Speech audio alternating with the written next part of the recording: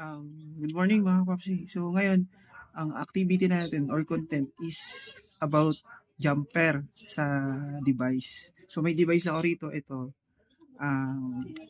Dalawang socket, isang switch. Ayan. Dalawang socket, isang switch. So i-distribute natin yung power kung paano ma-energize tong device na to. So and yan. So ito dalawang socket, switch. So ngayon susuplayan natin siya ng line 1. Yan po, line 1 tayo. Tapos line 2. Karaniwan tinatawag nila na neutral to, neutral. Yan. Line 1, line 2 or line 1 neutral. So ayan na nasuplayan na natin po yung isang socket. So ang gagawin natin is susuplayan pa ulit tong kabilang socket. I-jumper po natin siya. I-jumper natin. Ay, masikip. Yan. Yan. So nalagyan na natin siya ng line 1 dito.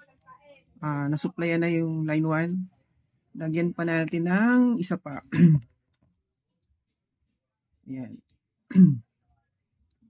So may supply na, lagyan natin ng supply pa isa.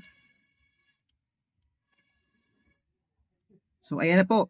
May supply na galing dito sa neutral at saka sa line 1. May na-energize na po yung kabilang socket. So may power na po pareho. So ang gagawin natin is susuplayin pa natin yung switch pa. Kailangan ma-energize ang switch para magkaroon ng ilaw. Karaniwan, diba? Ayan. So lalagyan po natin ng jumper magmula dito. Ayan.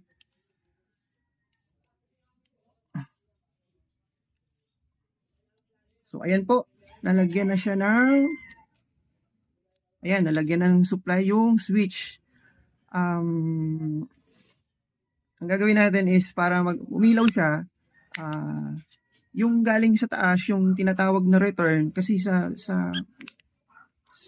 tawag nito, sa ilaw, karaniwan ang tawag namin is return yung switch para So nasuplayan na natin yung line 1, kailangan natin i-supplyan pa yung return. So magre-return tayo, kunyari ito yung wire.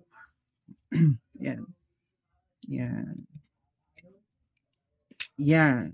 So ayan.